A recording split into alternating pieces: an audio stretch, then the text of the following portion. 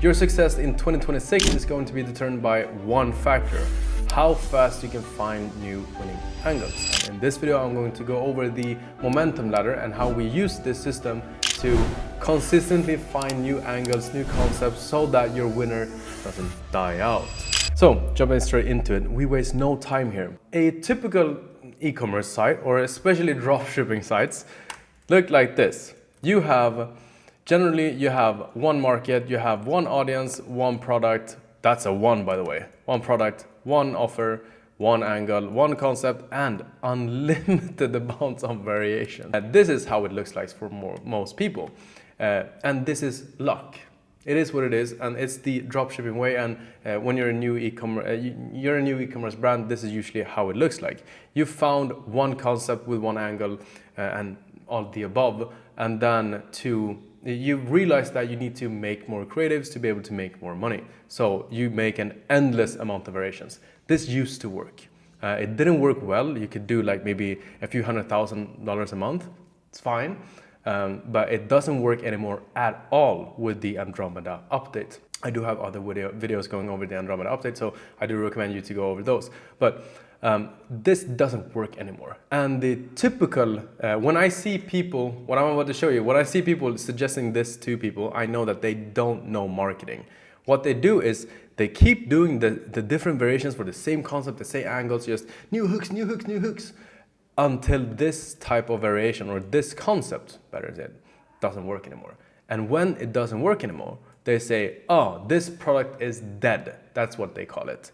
And the pros here that sell the courses tell you, oh, just do another market. And then you go from doing, let's say if you have done Sweden, you go to doing Norway. If you have done the US, you go to doing Australia. This is the dropshipping way of doing things. This is not a good way of structuring your brand. This is not branding. This is just dropshipping, killing your brand, moving on to the next product. You've just bought yourself a headache of a new job. So what we need to do to not have this structure where you move markets to markets to be able to give new life to your product, which in itself never really worked, is doing this. So each concept has maybe 1, 2, 3 maximum now with the Andromeda update variations. So how do we get more ads? We need more concepts. And there's only so many different concepts that you can do. You can do before, after, you can do unboxing experience, you can do just a GGC ad, you can do a sticky note ad, you can do, there's a lot, but there's a limit. So if you have, like, let's say 10, 15 different concepts, and you have 1 to 3 variations, let's say you'll have like in total maybe 30 different ads. That's not a lot of ads. So what do you do now? Do you go to Norway now? No, you don't. You move on to more angles. And this is why it's called the momentum ladder. The more momentum you get here, the further up the ladder you can move. So as you can tell, like we're not touching audience here. We're not adding complementary products. You haven't even split tested your offer yet. You haven't even moved into different angles yet. We wait with those above. So we try to build out a steady foundation first with different concepts, variations, with the angle that actually works. And building out a new angle, let's say an angle is the reason to why someone wants to solve the problem which your product solves. That's an angle. So let's say it's a product that, let's say it's a friggin' Apple AirPods Max. Okay, so it's headphones. Why would people want to have these kind of headphones? Number one, it's the noise cancelling. So now you can work in a hectic environment and you can still have focus. That's one angle. And why would someone else buy this product?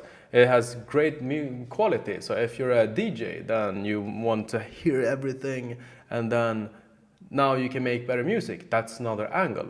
And this would even actually accidentally tapped into different audiences. You don't want to do that. The different angles should be for the same offer, product, audience, and market. And you should stick to your lane here. So when doing different angles, find different reasons to why someone will want to solve this audience, will want to solve this specific problem with this product under this offer. And then when you unlock a new angle, what happens? You can do the same 10, 15 different concepts with those 1 to 3 different variations per concept again. So not even in theory, in real life, the same thing happens when you move market with one concept or 10 to 15 different concepts and different variations. Is if you move from Sweden to the Norwegian market, you could recreate these 10, 15 concepts and variations under this market. But what happens when you instead have a new angle? You can still recreate these 10 to 15 concepts with these variations. And what happens is one new angle unlocks the same potential in revenue growth and profit as expanding market.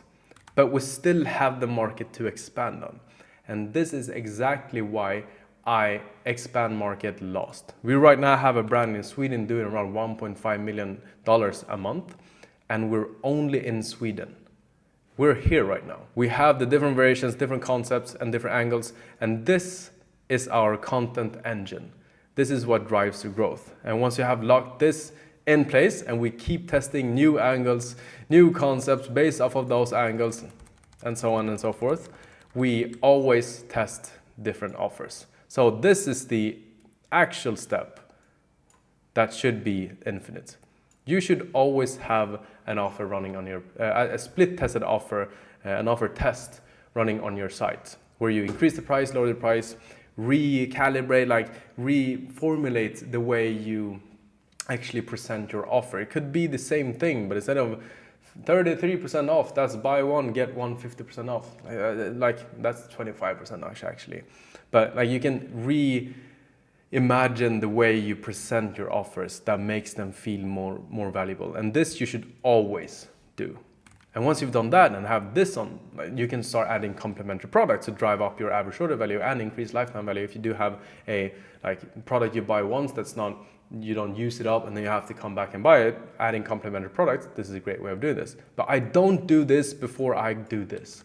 Like, stick to the ladder. And then I can expand on audiences. And then a different audience, like the example I took with, like, okay, so for these ones, it's for people that want to work a lot and have focus, and DJs that want to make better music. That's two completely different audiences. But both of those audiences can buy the same products and the different products that you have added in your store. The offers that you already tested, you can just reuse that for the new audience. And the angles, you can, maybe the angles is a bit harder, but you can technically find new angles, like you have fresh angles, fresh concepts, and infinite amount of variations that you can do now that you've unlocked a new audience. It's like pyramids that just keeps building out. I don't like calling this a pyramid, but because it looks like this. But what this is it's a ladder that you build out this way, and then you can keep stacking things. And before you stack this thing, you should build this out further. And then you can keep building this so that it becomes eventually a pyramid. And when you do expand markets, that's when you really unlock the growth. So if you see a person, or if someone tells you, oh, you have a winner, let's do that in another market, you should do worldwide, you know that they are making money based off luck, and they cannot control how much money they can make. They cannot control whether something should work or not. They're not good at marketing. They have copied someone else, and they have something with good ROAS, and they're trying to maximize it while it's hot. And then once it's dead, and they have to start all over again. I have respect for these people. Like, you can make money of this. I know a guy that used to make like 700K a month doing this. He tested 5-6 products a day. He would, with the winners he found, he would just kill the products, quite frankly. And then he would move to different markets. And then it would be a big head, a long tail, that's it. He would not do any of these steps. And that works. But he's not doing that anymore because he didn't build any enterprise value. He did what, like 80, no, not 80 million, that's 80 million kroners, $8 million a year from this one store. He could not sell this. This had no enterprise value, no exit in sight. He had to, the hours he put in, that's the money he got out, and that was it. But trust me, even if you're starting out and feel like, oh, 700K a month, that's fine, I can do that. It's the same amount of work for you to just do this all over again, 10 times, 100 times over, as you actually trying to get good at marketing, try to understand your audience, try to predict how much money you will make the next month by controlling it. And then once you're tired, you've been doing this for 4, 5, 6 years, you can actually exit the brand and make a ton of money. It's the same amount of time required. It's the same amount of work required, but it's different work. And this is why your brand dies. Quite frankly, it's not a brand. It's just a one product store or a general store that's working right now because you have momentum. Once the angle and concept dies, you die. Your store dies. And you have to start all over again. So with the Swedish brand that's doing around 1.5 million a month, once we do expand to Norway, we do another 1.5 million. Now in theory, it's like that. We do another 1.5 million, just duplicate everything. This pyramid, we got that one more time. Doesn't really work like that. Maybe we'll add another 800-900K a month, just initially from launching all the audiences, the products with the offers, all angles, concept variations that we know work in Sweden and Norway. We'll like instantly do another 700-800-900K a month, and then we can build from there. But this is why your store or your product dies, why you can't seem to control it. It's because you're relying on luck to work again and again. You accidentally found an angled concept and some variations that works, and you're just trying to maximize this, and you think this is running ads. It is not marketing. It is just giving money to Zuck until it doesn't work, and then you're finished. So moving into 2026, it's December right now, 2025. Everyone's getting scared that, oh, my momentum is gonna lose. I'm gonna drop everything and nothing's gonna work anymore. You need to re-angle. And if you can identify yourself in these steps, you know you do variations with every concept you launch. You know that you have different angles. You already test a bunch of offers, and maybe you've switched these up. This isn't that detailed. Like if you've done audiences before products, because you have a banger one product store like Aura Ring, for example, maybe they shouldn't add angles. Maybe they shouldn't add products. They should add more audiences. Like this is fine, whichever of these two specifically, nothing else that you do. And you feel like, okay, maybe it's time for me to expand market. Maybe it is. And you'll add a ton more money instead of trying to make just more angles. Like you're maybe building your pyramid like this. This is your pyramid. Maybe you see, oh, maybe not this level. Maybe not the angle level anymore. Maybe it's the product level with the offers. Maybe it's the audience. Or maybe, just maybe, it's the market. And if you understand this model, the momentum ladder, and you identify where you are, you will very easily know what you should focus on next. And for the most of you guys, you're right here. Like this is the box you're in. You need to do more angles. You don't need to expand markets. You don't need to do big five. You don't need to do worldwide targeting. Please don't do that.